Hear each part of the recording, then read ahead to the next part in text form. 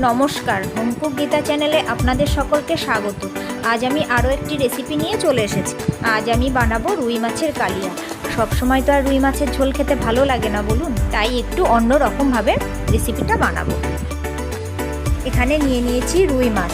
মাছটাকে একটু নুন হলুদ মাখিয়ে 5 মিনিট রেখে দেবো।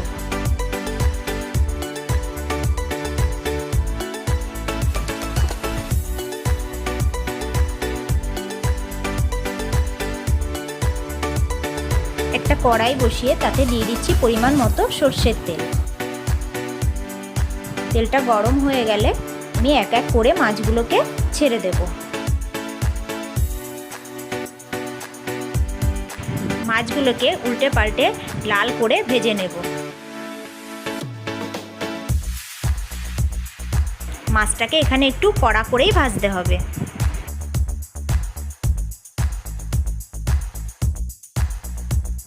সমস্ত মাছগুলো আমার ভাজা হয়ে গেছে।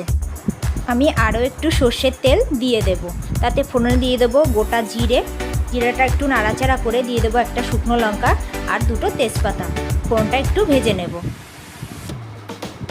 এবার আমি দিয়ে দেব কুচনো পেঁয়াজটাকে একটু হালকা করে ভেজে নেব।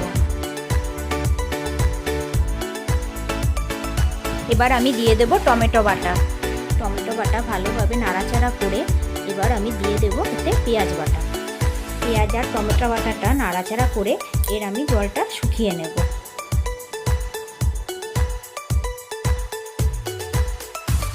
এবার আমি দিয়ে দেব আদা রসুন ও লঙ্কা বাটা। এটাও ভালোভাবে নাড়াচাড়া করে এবার আমি বাকি মশলাগুলো দিয়ে দেবো। এই দিচ্ছি জিরের গুঁড়ো, ধনের গুঁড়ো, পরিমাণ মতো নুন আর হলুদ। এবার ভালোভাবে সমস্ত মশলাটা আমি কষিয়ে নেব। দেখুন মশলাটা একটু নিচে ধরে যাচ্ছে, এই সময় একটু জল দিয়ে আমি আরও ভালোভাবে মশলাটাকে কষিয়ে নেব।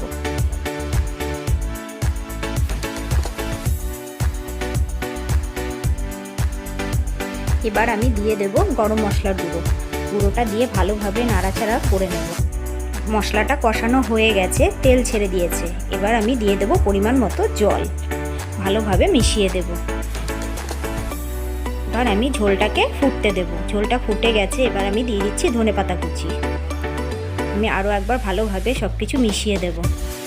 ঝোলটা ভালোভাবে ফুটে গেলে আমি এক এক করে মাছগুলো ছেড়ে দেব।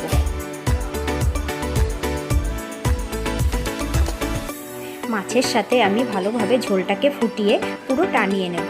আমি কোনো রকম ঝোল রাখবো না, পুরো মাছের গায়ে মশলাটাই থাকবে। ঠিক দেখুন এইভাবে। আপনারা কে কে এইভাবে মাছের কালিয়া বানিয়েছেন আমাকে কমেন্টে জানাবেন। সব শেষে আমি দিয়ে দেবো একটু ভাজা জিরের গুঁড়ো। ভালোভাবে মিশিয়ে নিলেই তৈরি হয়ে যাবে আজকে আমার রুই মাছের কালিয়া। এই ভাজা জিরের গুঁড়োটা দেওয়াতে একটা অন্য রকম স্বাদ আসবে। আজকের রেসিপিটা কেমন লাগলো কমেন্টে জানাবেন। আবার দেখা হবে পরের কোনো রেসিপিতে। ধন্যবাদ।